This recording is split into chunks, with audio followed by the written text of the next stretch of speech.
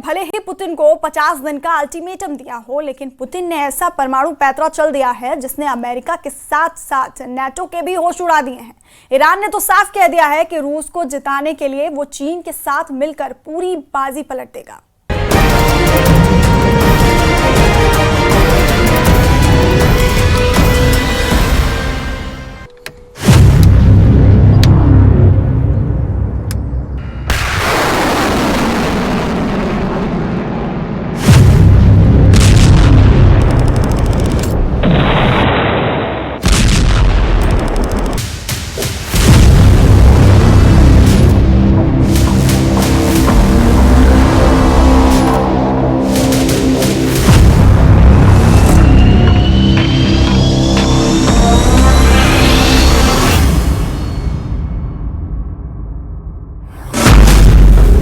परमाणु युद्ध को मजबूर पुतिन, यूएस नेटो पर भारी 50 दिन।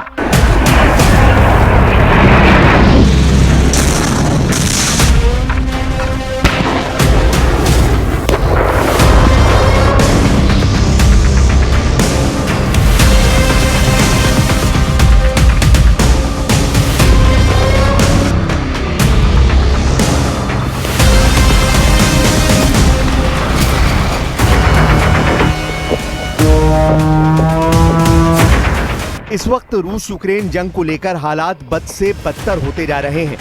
हालात यह है कि जहां एक तरफ ट्रंप और नेटो देश रूस को 50 दिन का अल्टीमेटम दे रहे हैं, तो वहीं दूसरी तरफ पुतिन का रूस खुलकर परमाणु जंग की तैयारियों का ऐलान कर रहा है।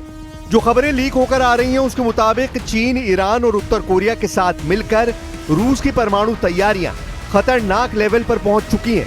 कुछ खबरों में अमेरिका के सांसदों ने चिंता जताते हुए यहां तक कहा है कि रूस किसी भी कीमत पर यूक्रेन से कब्जा नहीं हटाएगा और ना ही जंग रोकेगा। अमेरिकी सांसदों का यह भी कहना है कि ट्रंप ने पुतिन को 50 दिन का अल्टीमेटम देकर पुतिन को बड़ी जंग की तैयारी का मौका दे दिया है और पुतिन इन 50 दिनों में यूक्रेन के बड़े हिस्से पर कब्जा कर सकते हैं। इधर फ्रांस, जर्मनी, ब्रिटेन अमेरिका से भारी पैमाने पर हथियार खरीद रहे हैं जो कहीं ना कहीं रूस के खिलाफ इस्तेमाल होंगे। इसी को देखते हुए रूस अमेरिका और नेटो देशों पर आखिरी हमला करना चाहता है।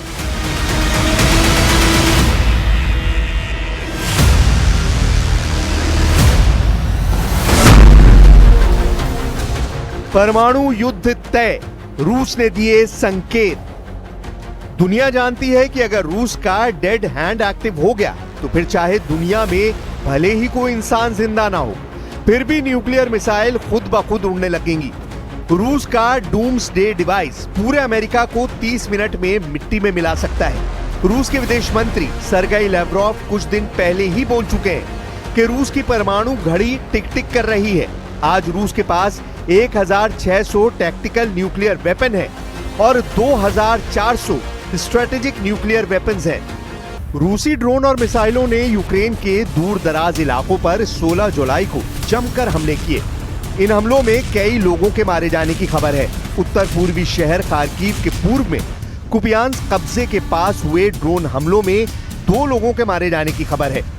खार्किव के क्षेत्रीय गवर्नर आले सिनिहुबोव ने कहा कि 20 मिनट के ड्रोन हमले में कम से कम 17 विस्फोट हुए, जिसमें 3 लोग घायल हुए। दक्षिण पूर्वी शहर क्रीवी री में सैन्य प्रशासन के प्रमुख अलेक्जेंडर विल्कुल ने कहा है कि मिसाइल और ड्रोन के हमलों में भारी तबाही मची है। कीव के मेयर विटाली क्लिचको के मुताबिक राजधानी को बचाने के लिए कई तरह के एयर डिफेंस सिस्टम एक्टिव हो गए हैं।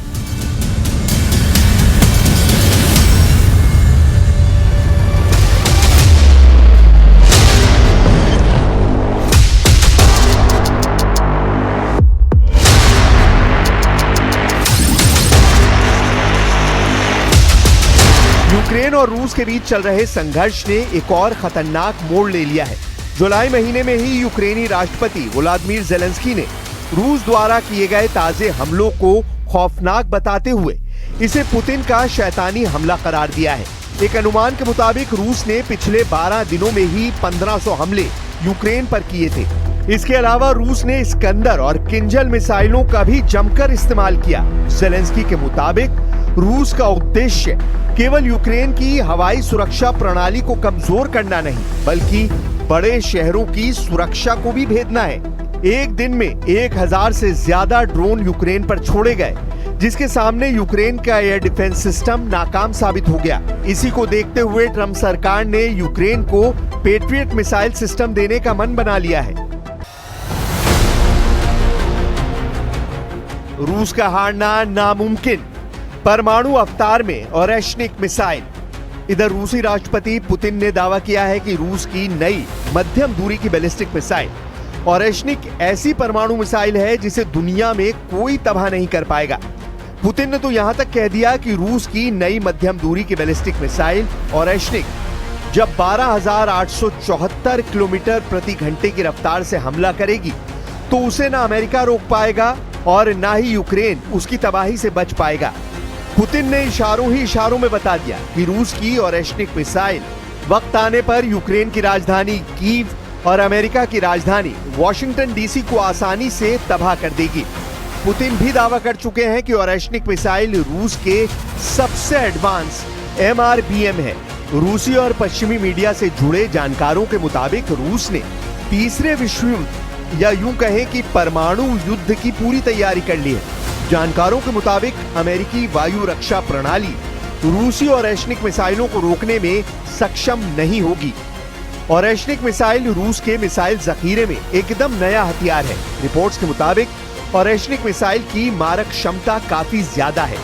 इसके वॉरहेड में कई तरह के बदलाव किए जा सकते हैं और इसमें बेहद आधुनिक गाइडेंस सिस्टम लगे हैं। इतना ही नहीं, इसे जमीन और समुद्र दोनों जगहों से दुश्मन पर दागा जा सकता है। ये मिसाइल मैक 10 की गति से चलती है, जो 3 किलोमीटर प्रति सेकंड है। एक बार इसे दागे जाने के बाद इसे रोकना बेहद मुश्किल है। रूस की इस नई मिसाइल का नाम ओरेशनिक है, जिसका शाब्दिक अर्थ हेजलनट ट्री है। ये रूसी मिसाइल आधुनिक वायु रक्षा प्रणाली को चकमा दे सकती है। ओरेशनिक मिसाइल रूस की पुरानी मिसाइल RS-26 रूबेस से प्रेरित है, जो अंतर महाद्वीपीय बैलिस्टिक मिसाइल है।